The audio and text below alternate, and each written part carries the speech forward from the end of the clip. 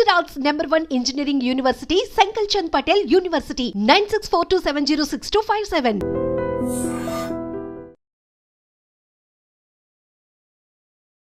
America dollar dreams ఇది ఈ మధ్య కాలంలో అది తగ్గిపోయింది. కానీ ట్రంప్ వచ్చిన తర్వాత ఎందుకంటే అతను తీసుకుంటున్నటువంటి డిసిషన్స్ వల్ల చాలామంది ఇప్పుడు అమెరికా అంటేనే భయపడిపోయే పరిస్థితి వచ్చింది. కానీ అక్కడ ఆల్రెడీ ఉన్న వాళ్ళు చదువుకుంటున్న వాళ్ళకు కూడా భయం ఒకవైపు వెంటాడుతున్న పరిస్థితి. అండ్ ఈ మధ్యకాలంలో మనకు తెలుసు ముందే ఇక్కడి నుంచి అక్కడికి వెళ్ళాలంటేనే భయపడిపోతున్నారు. చాలామందికి వీసా రిజెక్ట్ అవుతుంది ఒకటి, అక్కడ ఉన్న వాళ్ళకి అసలు చుక్కలు చూపెడుతున్నాడు ట్రంప్ అనేది ఇంకొకటి.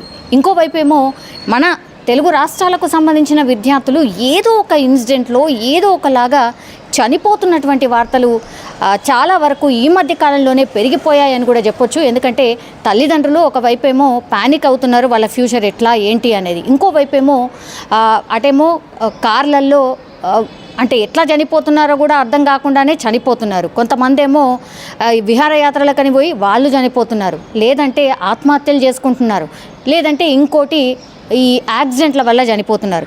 మరి ఏం జరిగిందో ఏంటో తెలియదు. బట్ గుంటూరులోని రాజేంద్ర నగర్ ప్రాంతానికి చెందినటువంటి 23 ఏళ్ల వంగవోలు దీప్తి అమెరికాలో టెక్సాస్లో నివాసం ఉంటుంది. అక్కడ జరిగినటువంటి రోడ్డు ప్రమాదంలో గాయాల పాలైంది. 2 రోజుల క్రితం నిన్న చనిపోయినటువంటి పరిస్థితి, అంటే ఈరోజు తెల్లవారుజామున చనిపోయినటువంటి సిచ్యువేషన్ అయితే కనిపిస్తోంది. ఈమె హనుమంతరావు అలాగే రమాదేవి మొదటి కుమార్తె ఈమె దీప్తి.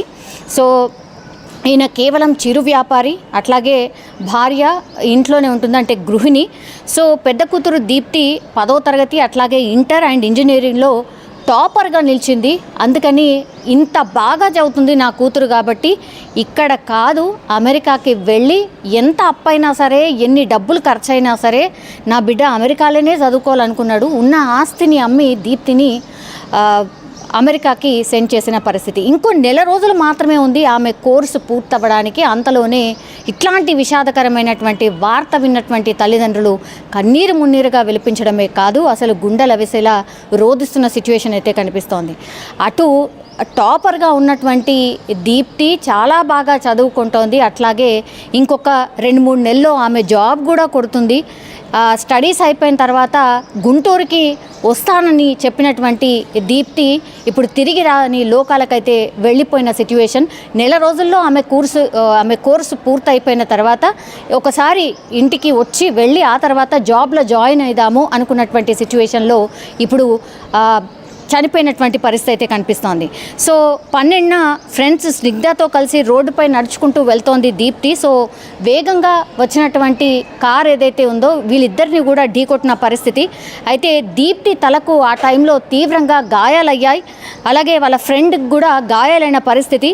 సో తల్లిదండ్రులు ఈ విషయం తెలుసుకున్న తర్వాత తలడిల్లిపోయినరు. ఎందుకంటే కూతురేమో హాస్పిటల్లో ఉంది, వాళ్ళేమో ఇక్కడ ఉండిపోయారు. ఏమవుతుందో ఏందో తెలుసుకున్నటువంటి సిచ్యువేషన్లో 2 రోజుల నుంచి కూడా నరకయాత అనుభవిస్తున్న సిచ్యువేషన్ ఉంది. అప్పుడు పూర్తిగా అక్కడ ఏం జరుగుతుంది, ఎలాంటి చికిత్స జరుగుతోంది ఏంటి అనేది కూడా పూర్తిగా తెలుసుకునే ప్రయత్నం చేసినప్పటికీ కూడా ఇంకా ఆమె కోమాలోకి వెళ్ళిపోయింది. ఆమె రెస్పాండ్ అవ్వట్లేదు, ఇంకా అంటే ఇంకా ఏమీ లేదు. ఆమె ఆల్మోస్ట్ ఇక కొన ఊపిరితో ఉంది అని తెలుసుకున్నటువంటి తల్లిదండ్రుల రోదనలు మిన్నంటాయి. ఎందుకంటే ఎవరికైనా సరే తన కూతురు మంచిగా చదువుకొని ఆ తర్వాత ఏదో దేశానికి వెళ్ళి అక్కడ బాగా చదువుకొని బాగా సెటిల్ అవుతుంది అనుకున్నటువంటి టైంలో ఇట్లాంటి విషాదకరమైనటువంటి వార్త విన్నటువంటి తల్లిదండ్రుల పరిస్థితి మనం ఊహించుకోవచ్చు. చనిపోయినటువంటి దీప్తి మృతదేహాన్ని ఎట్లా తీసుకురావాలి ఏంటి అనేది కూడా పూర్తిగా వాళ్ళ తల్లిదండ్రులు అక్కడ ఏపీకి సంబంధించిన గవర్నమెంట్ అఫీషియల్స్తో మాట్లాడుతున్నారు, అట్లాగే అక్కడ ఉన్నటువంటి మినిస్టర్స్తో మాట్లాడుతున్నారు. మా తల్లిని మా దీప్తి బిడ్డని ఎంత తొందరగా అయితే అంత తొందరగా ఇక్కడికి రప్పించే ప్రయత్నం చేయండి అని అంటూ పూర్తిగా వాళ్ళ దగ్గర రోధిస్తున్నటువంటి పరిస్థితి. కానీ ఎవరికైనా సరే, ఏ తల్లిదండ్రులకైనా సరే పిల్లలు ఉన్నత చదువులు చదవాలి, అట్లాగే మంచిగా ఎదగాలి, మంచిగా సెటిల్ కావాలి అనేటువంటిదే ఊహించి ఎవరైనా సరే అమెరికాకి ఎందుకు పంపిస్తున్నారు అంటే అందుకే.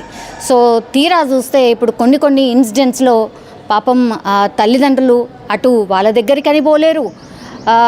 లాస్ట్కి వస్తే వాళ్ళ మృతదేహాలే వాళ్ళ ఇంటికి వస్తున్నాయి అని అంటే ఇంకా ఊహకు కూడా అందదు. ఎందుకంటే వాళ్ళ పరిస్థితి ఎంత దయనీయంగా ఉంటుందో, ఎంత దారుణంగా ఉంటుందో అనేది ఊహించుకోవచ్చు. కానీ తల్లిదండ్రులు ప్లీజ్ ఒక రకంగా రిక్వెస్ట్ కూడా, అఫ్కోర్స్ ఇప్పుడు ట్రంప్ కొద్దిగా అంటే స్టూడెంట్స్ పట్ల కావచ్చు, వీసాల పట్ల కావచ్చు కొంత కఠినంగా ఉన్నాడు కాబట్టి చాలామంది వెళ్ళట్లేదు. కానీ ఇంకొంతకాలం ఆగిన తర్వాతనే వెళితే బెటర్ అనేది ఒకటి.